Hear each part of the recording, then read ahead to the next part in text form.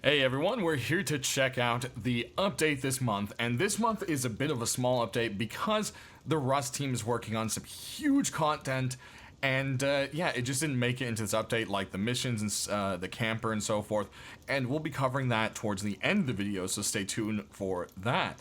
But there's been a few small changes here and there and a lot of quality of life stuff. So a lot of the quality of life stuff to go over real quick. Crawling health has been reduced by 75%. You also can't close doors while crawling, I believe, anymore. Swimming gestures can be, so you can do gestures while in water as long as anything other than dances, so anything that doesn't use the entire body.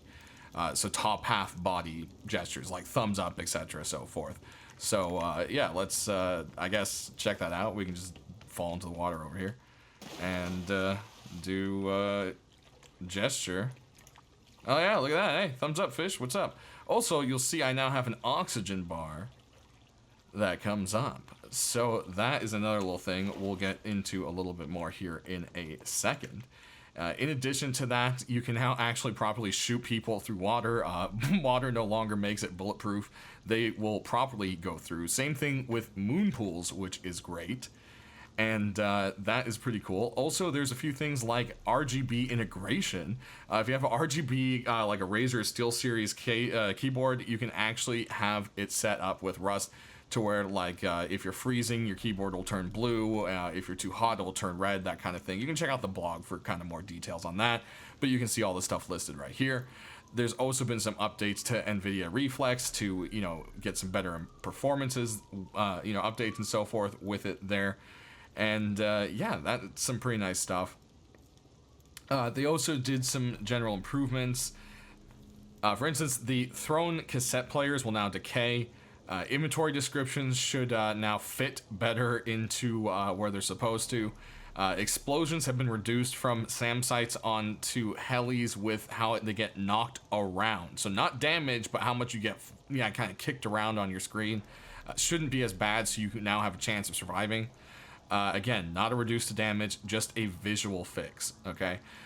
Both subs do have storage, which will show, which is really cool here. Sonar, you'll no longer see non-operational submarines on your sonar. So yes, you won't pick up every parked submarine, but also that means people could park. But on the subject of that, you only get 10 minutes of air in a sub now as well. So again, when we cover oxygen here later, we'll cover that again. Then they've done a few other things. The rear passenger and the two-person sub can actually turn all the way around, so technically someone could jump in there and shoot you in the back of the head now. The subs also take a lot more bullet damage as well. So that has been a few other things there. They've fixed quite a few different things, like not being able to do gestures on various things, and other little details you can check out on the dev blog itself. Also, another thing coming, I believe, is when you put down a large planter, it should center itself on the foundation now automatically, which is nice. And yeah, a few other nice little improvements like that coming our way. So they've actually gone ahead and added a full fishing shop now here. So now we've got Stinky Pete's, which is this person right here. Hey, what's up, Stinky Pete? And you can go ahead and get your fishing goods and diving gear. So that's kind of a neat little thing. Let's go ahead and purchase a sub. And yeah, we'll just look at the big one. Well, we'll show you both.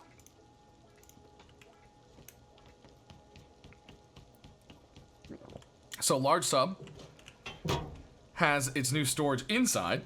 So if we go back here, you can see, as I said, you can turn fully around, and then it's got a large little box. Well, it's a small box worth of storage, but yeah, it kind of looks like the car box, which is cool. I like how it matches there. So that is very cool.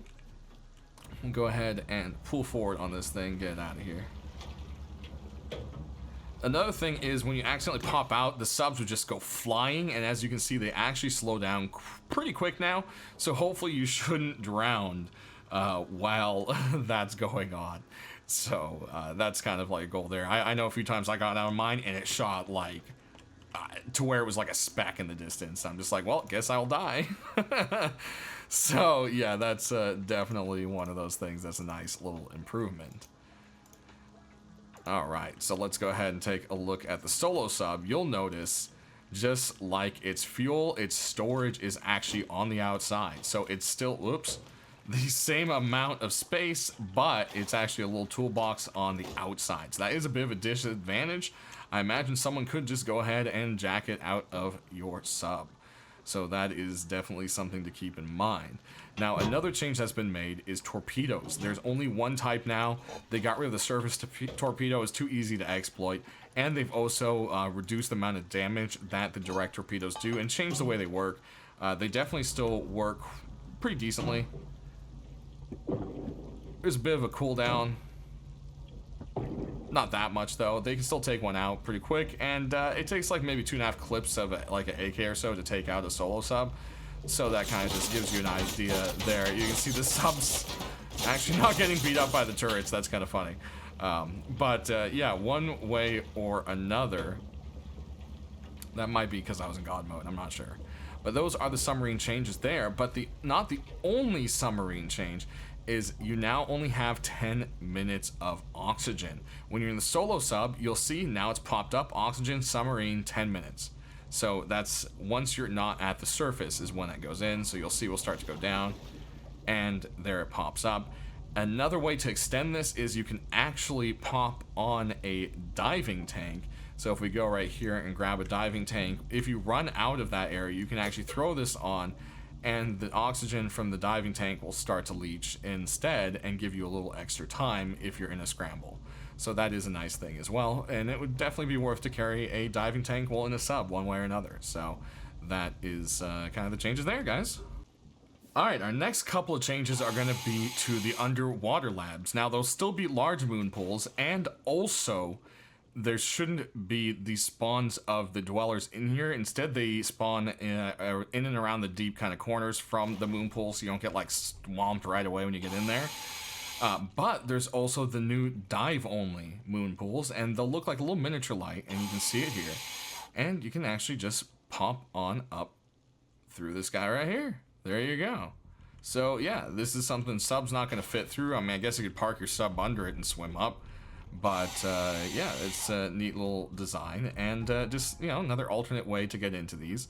Some other big changes to this is loot will not respawn in the labs while someone's in there camping. So if you're just sitting there waiting for loot to respawn, it will not happen. You actually gotta leave and wait for stuff to come back. So no camping for that, at least. And then they've reduced the amount of the labs on the map.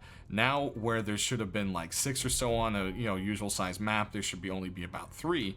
But there's no more small labs. They should all be significant size. They also will no longer have blue and red cards in them, but still require blue and red cards to get to the good loot. So you'll have to bring your own. You cannot find them down here to make it a little bit harder. So yeah, just some balancing that's been done to this, which I think is quite nice. Alright guys, so like I said, it is pretty much a small update, but like I said, I do have some kind of teaser stuff for you here at the end, and basically there is a lot coming to the game. There's some smaller stuff like the camper, which is, in my opinion, still not a small feat. It's actually something really incredibly cool. It's going to be some kind of a car module that actually has sleeping bags in it, a barbecue, storage space, and, it's something that looks really cool. The development for it is neat, and I can see a lot of really cool stuff coming out of it.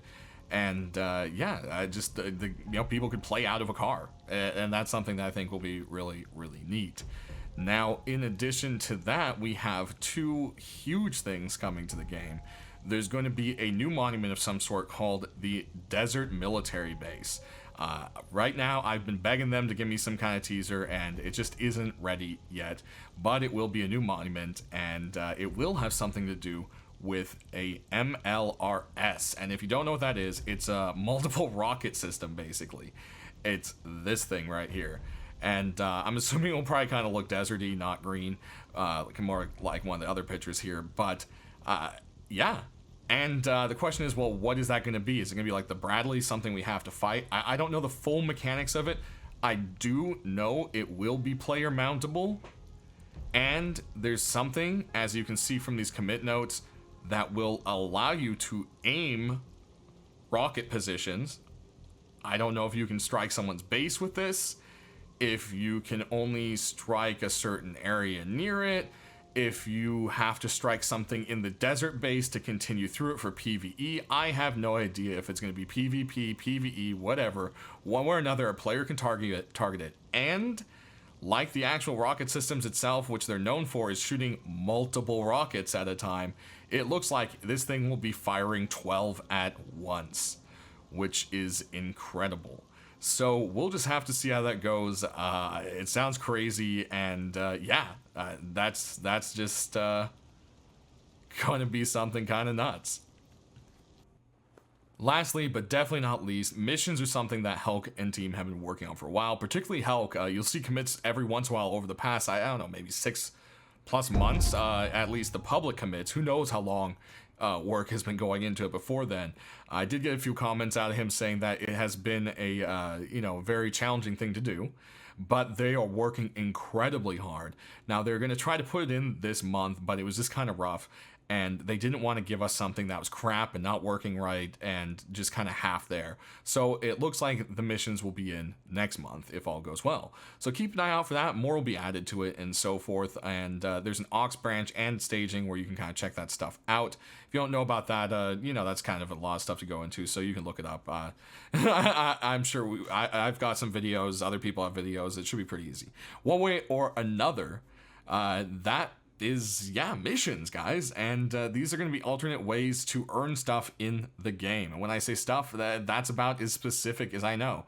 I know scrap and blueprints were stuff that was mentioned, but it could be other rewards too. Who knows? One way or another, you can see the basics thing is a little video that's been playing in the background that Alistair posted to Twitter. So there you go, missions, desert base with some kind of crazy multiple rocket system, and a camper module still coming up. So lots of good stuff to look forward to. Thanks for watching, everyone. You stay rusty. Have a great wipe. We'll see you next time.